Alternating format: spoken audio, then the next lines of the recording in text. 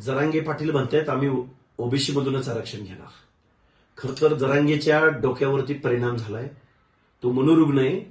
जरांगे हा उद्या पाणीत्याग करेल, नाहीतर अजून कुठून तरी काहीतरी करेल, पण संविधान न मानणारा, इथल्या व्यवस्थेमधल्या मागास वर्गाला न मानणारा, न्यायालयाच्या निर्णयाला न मानणारा, शासन प्रशासनाला न मानणारा हा माणूस लोकशाही विरोधी वागतोय.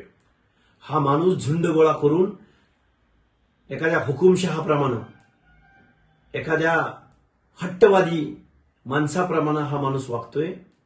याच्या या वागण्यामुळं या महाराष्ट्रामधल्या अर्ध्या लोकसंख्येचे हक्क अधिकार पायदळी तुडवले जाणार आहेत.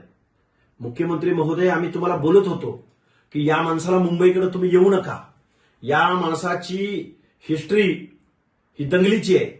या माणसाला संविधान कळत नाही, या माणसाला कायदा कळत नाही, या माणसाला लोकशाही कळत नाही, आरक्षण कुणासाठी दिलंय, का दिलं गेलंय हे कळत नाही, याला लोकशाही मान्य नाही.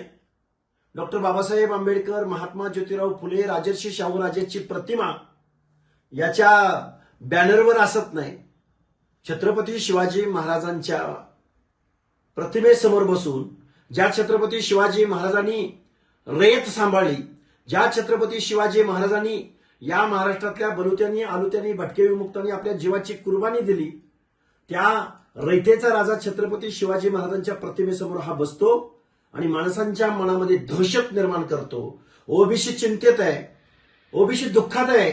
या अशा येडपट माणसाच्या सांगण्यावरनं, येडपट माणसाच्या वागण्यावरनं ओबीसीचं आरक्षण संपतंय की काय, अशी परिस्थिती या महाराष्ट्रामध्ये निर्माण झालेली आहे. पण मुख्यमंत्री महोदय आणि ओबीसीच्या सगळ्या नेत्यांना, सर्व पक्षांच्या प्रमुख नेत्यांना आणि विशेष करून त्याला पाठिंबा देणाऱ्या आमदार खासदारांना आमची विनंती आहे की तुम्हाला ओबीसीचं आरक्षण संपवायचंय का? जरांगेंच्या मागणीला जे जे पाठिंबा देतील त्यांनी ओबीसी आरक्षणासंदर्भात आपली भूमिका जाहीर करावी, अन्यथा ओबीसी त्यांना खड्यासारखे बाजूला करतील. वेगवेगळ्या पक्षाच्या प्रमुखांना ओबीसी आरक्षण आज रोजी या बावळट माणसाच्या सांगण्यावरनं, या बावळट माणसाच्या आंदोलनावरनं, अरे लोकशाहीमध्ये आंदोलन करायला तुला परवानगी आहे ना. उद्या पाणी बंद करणार, उद्या कुठून तर उडी मारशील, मग काय ओबीसीचं आरक्षण संपवायचं, दीनदलितांचं आरक्षण संपवायचं? म्हणजे गेल्या शेकडो वर्षाच्या कालावधीमध्ये तुम्ही आमच्या बोकांडी बसला, तुम्ही आमचं सामाजिक शोषण केलं आणि आता परत तेच तुम्हाला करायचंय एका येडपट माणसाच्या सांगण्यावरनं, एका येडपट माणसाच्या वागण्यावरनं.